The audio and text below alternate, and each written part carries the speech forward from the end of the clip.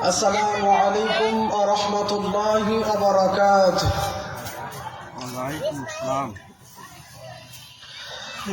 إن الحمد لله نحمده ونستعينه ونستغفره ونؤمن به ونتوكل عليه ونعوذ بالله من شرور أنفسنا ومن سيئات أعمالنا. من يهده الله فلا مضل له ومن يضلل فلا هادي له. وأشهد أن لا إله إلا الله وحده لا شريك له. وأشهد أن محمدا عبده ورسوله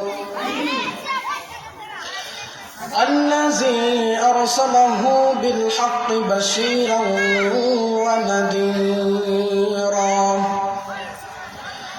وداعيا إلى الله بإذنه وسراجا منيرا. أما بعد فقد قال الله تعالى في كلامه المجيد وفي فرقانه الحميد. أعوذ بالله من الشيطان الرجيم. بسم الله الرحمن الرحيم.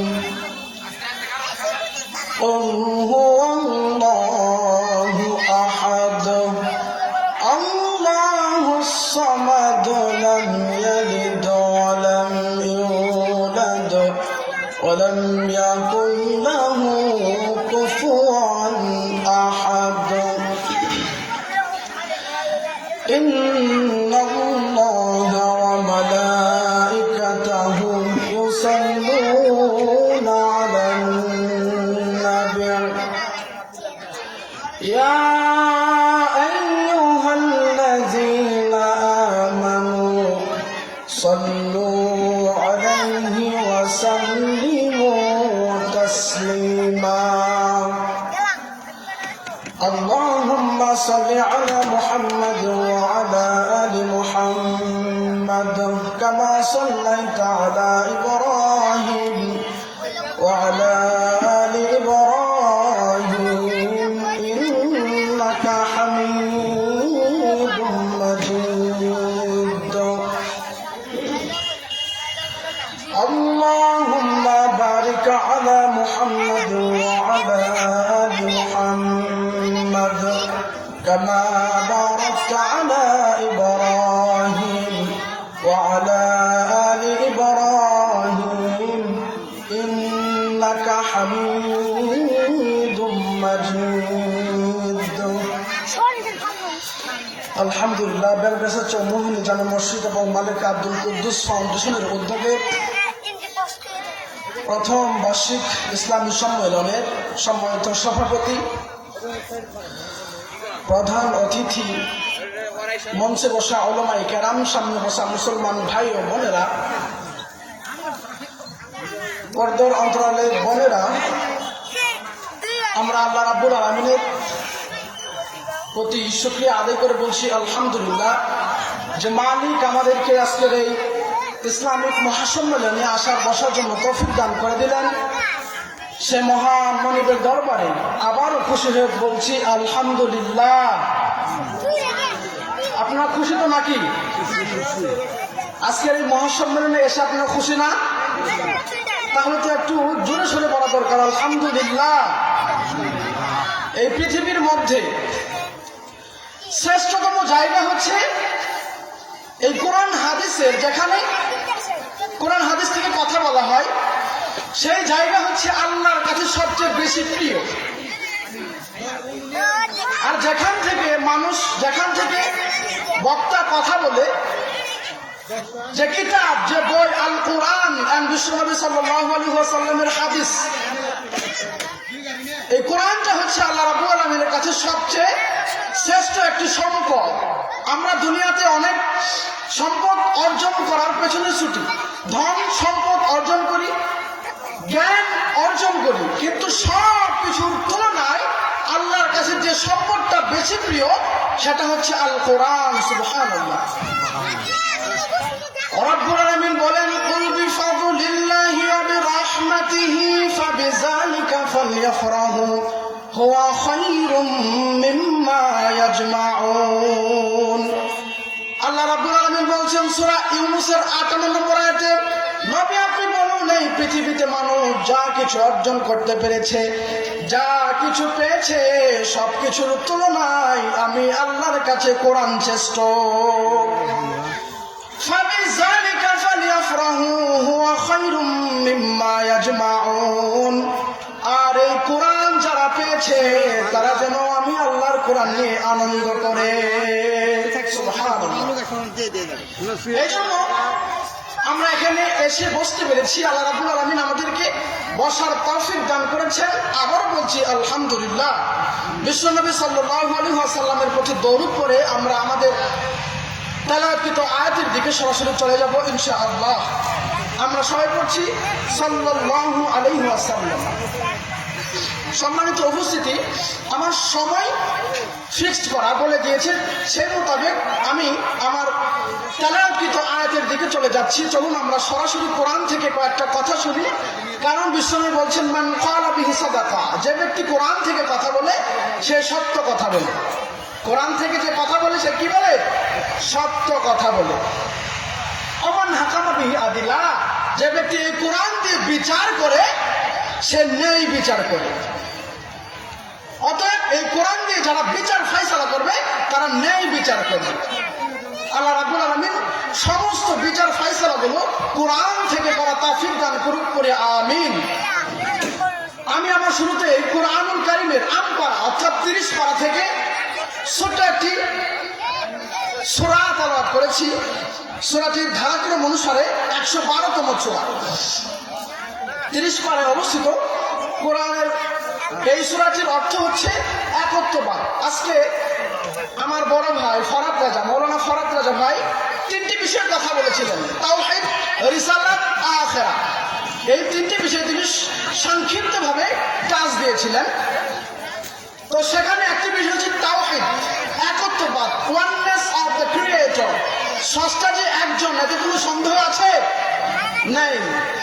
ইবাদত পাওয়ার মালিককে আল্লাহ, সেজদা পাওয়ার মালিককে আল্লাহ। দুনিয়ার কোন মাজারে, দুনিয়ার কোন ওলির, দুনিয়ার কোন পীরের পায়ে সেজদা দেওয়া যাবে না, দিতে হবে কার পায়ে? আল্লাহর পায়ে। আল্লাহ রাব্বুল আলামিন বলছেন, ইয়াউমা ইউখশাফু আন সাকিন ওয়া ইউদআউনা ইলাস সুজুদি ফালা ইস্তাতিউন। আমি রাব্বুল আলামিন কাল কিয়ামতের মাঠে আমি আমার পদ্ধতি পায়ের নলা দুটো তোমাদের সামনে বের করে দেব। আর সেদিন বলা হবে, আজকে আমি রাব্বুল আলামিনের পায়ে তোমরা সেজদা দাও। দুনিয়ার বুকে যারা নামাজ কায়েম করেছে, সালাত প্রতিষ্ঠা করেছে, যারা দিন কায়েমের আন্দোলনে নামাজটা প্রতিষ্ঠা করার জন্য আন্দোলন করেছে, যারা নামাজের দাওয়াত দুনিয়ার বুকে দিয়েছে, তারা ছাড়া কাল কিয়ামতের মাঠে আল্লাহর পায়ে কেউ সেজদা দিতে পারবে না। এই জন্য সেজদা দিতে হবে কাকে? আল্লাহকে। চাইতে হবে কার কাছে? আল্লাহর কাছে। আল্লাহ ছাড়া কোনো মানুষ এই দুনিয়ার কোনো মাখলুকাতের চাহিদা পূরণ করতে পারে? পারে না। সন্তান দেওয়ার মালিককে আল্লাহ। আল্লাহ। সন্তান চাইতে হবে কার কাছে? আল্লাহর কাছে। কিন্তু আমার মা বোনেরা চাই কার কাছে? এখন কোথায় যায়? এক মহিলা মানুষ, আমার মায়েরা বোনেরা, এক যায় বাজারে বেশি, দুই যায় মাজারে বেশি, ঠিক কিনা? মাজারে যায় কেন?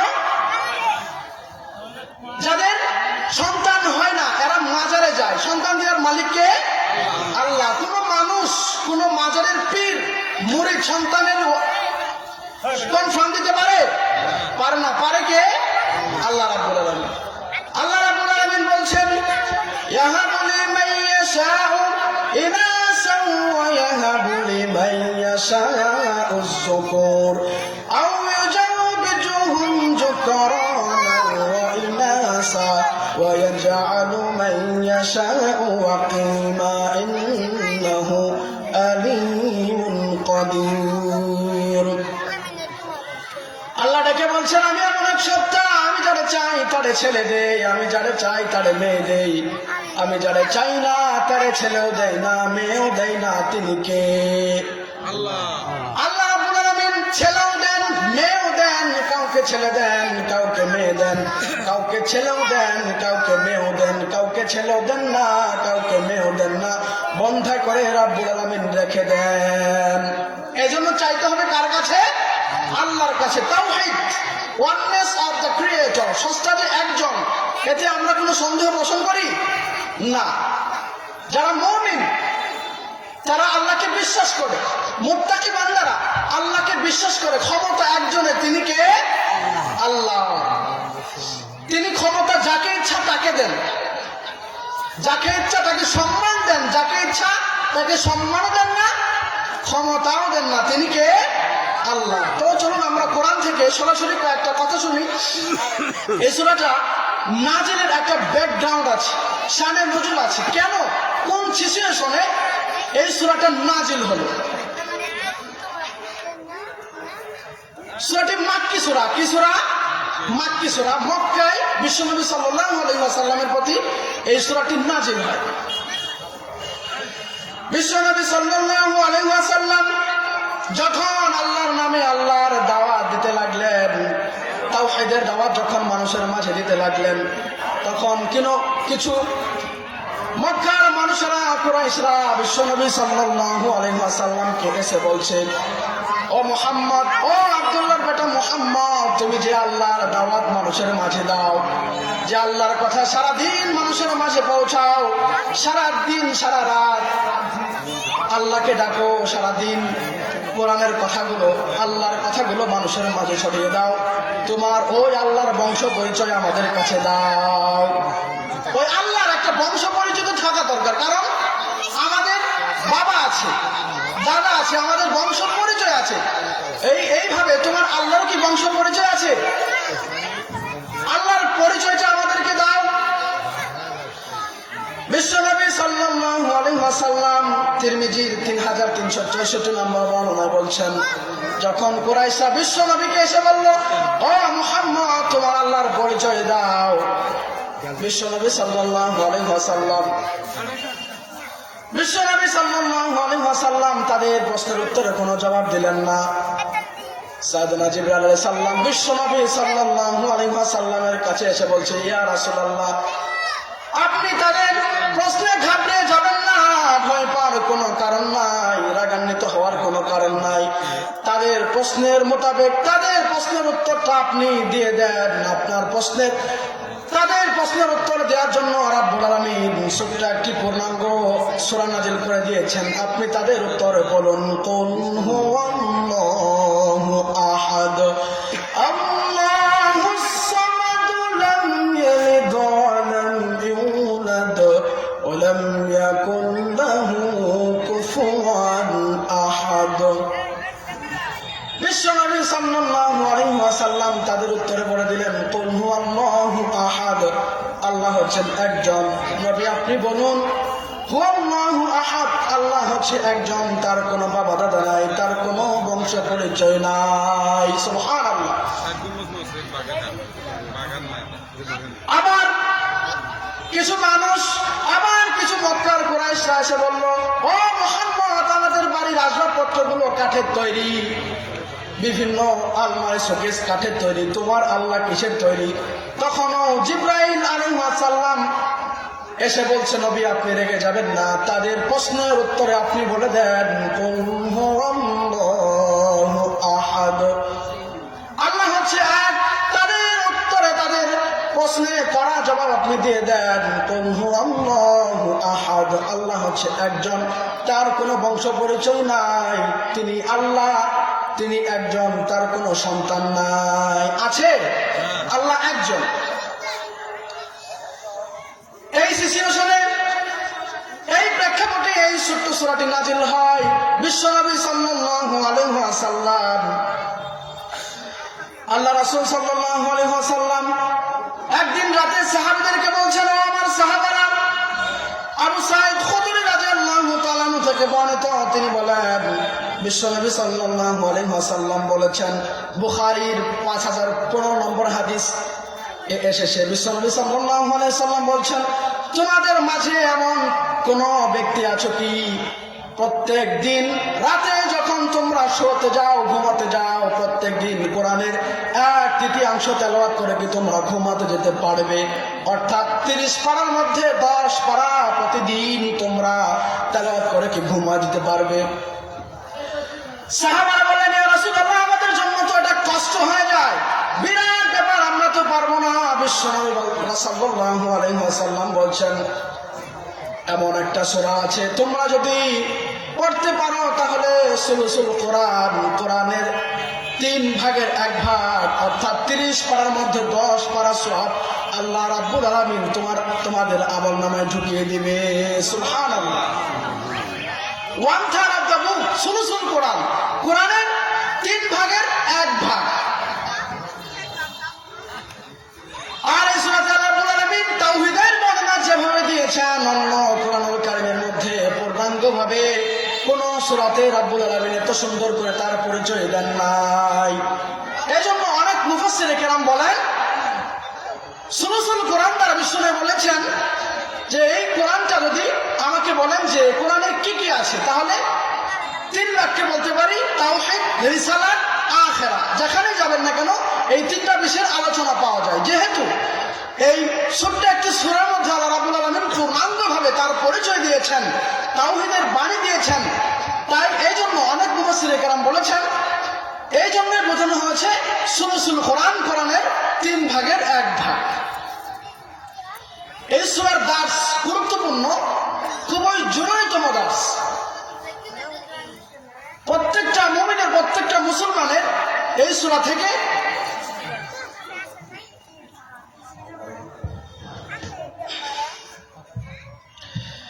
প্রত্যেকটা মানুষের, প্রত্যেকটা মুসলমানের, প্রত্যেকটা মুমিন বান্দার এই সূরা থেকে কথা শোনা দরকার, এই সূরার পূর্ণাঙ্গ আলোচনা শোনার দরকার। কারণ এখানে আল্লাহ রাব্বুল আলামিন একটা বিষয় দিয়েছেন, সেটা হচ্ছে তাওহীদ। এজন্য আমরা দেখি কতটুকু বলতে পারি।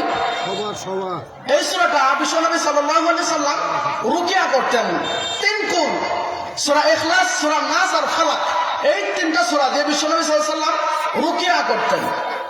রুকিয়া বুঝেন? চিকিৎসা করতেন, কোরআনের চিকিৎসা। এই কোরআনটা মুমিন বান্দাদের জন্য শিফা হিসেবে নাজিল করেছেন। কি হিসেবে?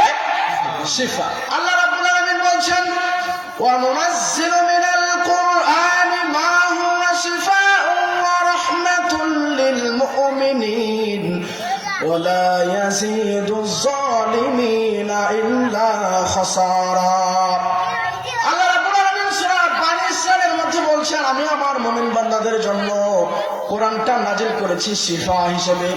এই কোরআন এমন একটি শিফা দিবে, যখন কোন অসুস্থ বান্দা এই কোরআনটা পড়বে, ওষুধ খেলে একটু পরে কাজ শুরু করে, একটু পরে ওই ওষুধের ফল পাওয়া যায়, কিন্তু না, এই কোরআনটা যে ব্যক্তি অসুস্থ অবস্থায় পড়বে, একদিক দিয়ে পড়বে, অন্য দিক দিয়ে রোগটা সেরে যাবে।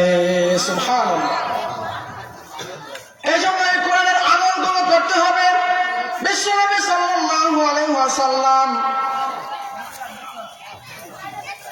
রাস্তা দিয়ে যাচ্ছেন, তিনি একটা শুনলেন, আর বিশ্বনবী সাল্লাল্লাহু আলাইহি ওয়াসাল্লাম বললেন, বিশ্বনবী সাল্লাল্লাহু আলাইহি ওয়াসাল্লাম বলছেন, তিরমিজির বর্ণনা, আবু হুরায়রা রাদিয়াল্লাহু তাআলা থেকে বর্ণিত, নবী করিম সাল্লাল্লাহু আলাইহি ওয়াসাল্লাম এক ব্যক্তিকে এই ছোট্ট সূরাটা পড়তে শুনলেন। বিশ্বনবী সাল্লাল্লাহু আলাইহি ওয়াসাল্লাম এই সূরাটা পড়া শুনেই তিনি বলে ফেললেন, অবধারিত হয়ে গিয়েছে। আবু হুরায়রা রাদিয়াল্লাহু তাআলা বলছেন, ইয়া রাসূলুল্লাহ, কি অবধারিত হয়ে গিয়েছে? বিশ্বনবী সাল্লাল্লাহু আলাইহি ওয়াসাল্লাম বললেন, জান্নাত তার জন্য অবধারিত হয়ে গিয়েছে। কারণ ওই ব্যক্তিটা কি শুনেছিল? কুল হু আল্লাহু আহাদ, এই ইখলাস সূরাটা পড়তে শুনে বিশ্বনবী শুনলেন আর বললেন অবধারিত হয়ে গিয়েছে। আবু হুরায়রা রাদিয়াল্লাহু তাআলা আনহু বলছেন, ইয়া রাসূলুল্লাহ, কি অবধারিত হয়ে গিয়েছে? আল্লাহ রাসূল সাল্লাল্লাহু আলাইহি ওয়াসাল্লাম বলছেন, জান্নাত তার জন্য অবধারিত হয়ে গিয়েছে। সুবহানাল্লাহ।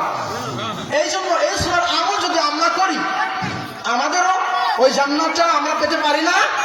পারি। আল্লাহ রাব্বুল আলামিন আমাদেরকে দিবেন ইনশাআল্লাহ।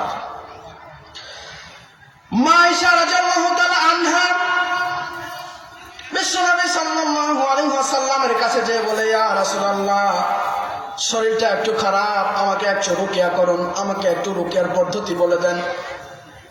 বিশ্বনবী সাল্লাল্লাহু আলাইহি ওয়াসাল্লাম বললেন, ও আয়েশা রাদিয়াল্লাহু তাআলা আনহা, কোরআনের তিনটি সূরা, সূরা ইখলাস, সূরা ফালাক আর সূরা নাস, এই তিন কুল পরে তুমি হাতের মধ্যে ফু দিয়ে সারা শরীরটা তুমি মেসেজ করে দাও, তোমার রোগটা রাব্বুল আলামিন সেরে দিবে।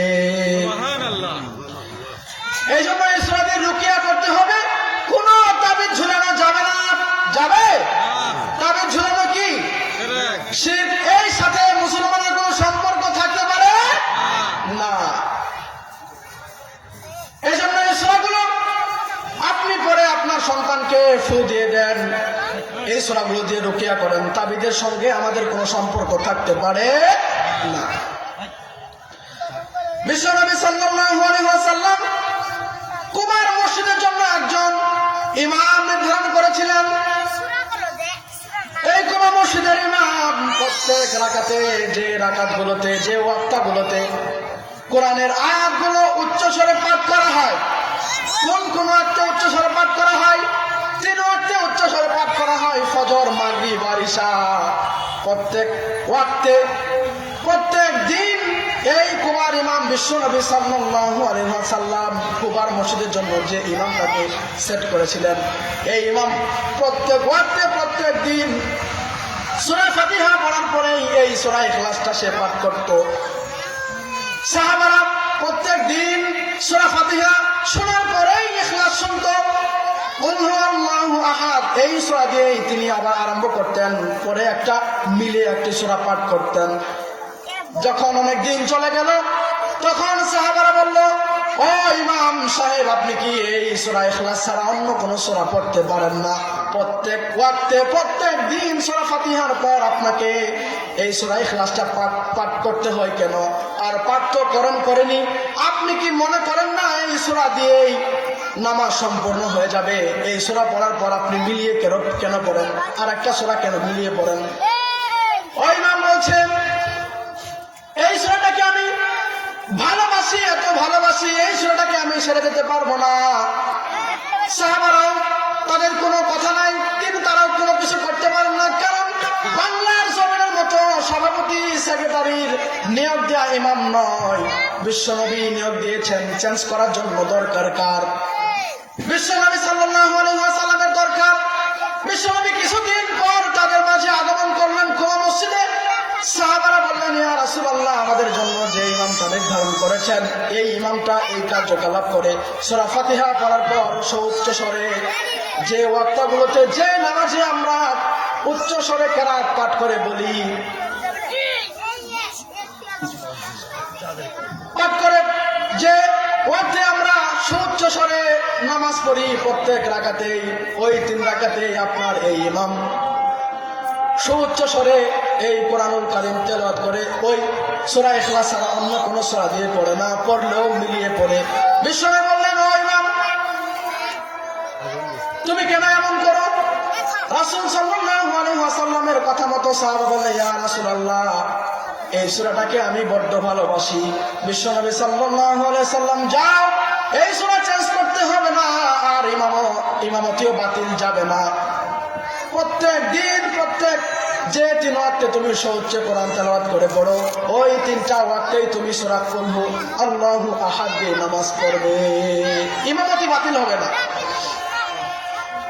তবে জেনে রাখো, আমার সাহাবা এই সূরাটাকে ভালোবাসার জন্য রাব্বুল আলামিন তোমার জন্য ওই জান্নাতটাকে অবধারিত করে দিয়েছেন। সুবহানাল্লাহ। এই জন্য এই সূরার আমল করতে হবে। পারা যাবে তো ইনশাআল্লাহ? আমরা শুনলাম এই সূরার নাজিলের ব্যাকগ্রাউন্ড, শানে নজুল এবং এই সূরার কিছু আমল ফজিলত শুনলাম। আমরা ভিতরে প্রবেশ করতে পারলাম না। আল্লাহ রাব্বুল আলামিন আমাদেরকে এই কথাগুলো বুঝার, আমল করা তৌফিক দান করুন। আমরা বলি আমিন। অন্য কোনো সময় যদি ইনশাআল্লাহ সময় হয় আমরা সম্পূর্ণভাবে কথা শুনবো ইনশাআল্লাহ। আমার জন্য দোয়া করবেন। আমি কেবল এই কোরআন পড়া শিখতেছি, আমি যেন এই কোরআন হাদিসের জ্ঞান অর্জন করতে পারি এবং নিজে আমল করতে পারি এবং মানুষের মাঝে ছড়িয়ে দিতে পারি। আল্লাহ রাব্বুল আলামিন আমাদেরকে সকলকে এই সূরা থেকে আমল করা তৌফিক দান করুন। আমরা বলি আমিন। ওয়া আখিরু দাওয়ানা আলহামদুলিল্লাহি রাব্বিল আলামিন। ওয়াসসালামু আলাইকুম ওয়া রাহমাতুল্লাহি ওয়া বারাকাতুহু।